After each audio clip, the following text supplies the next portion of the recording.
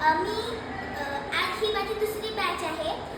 माझी हळूहळू जसा ग्राफ वाढत जातो तशी तशी माझी हळूहळू प्रगती होत चालली आहे. मला थोडासा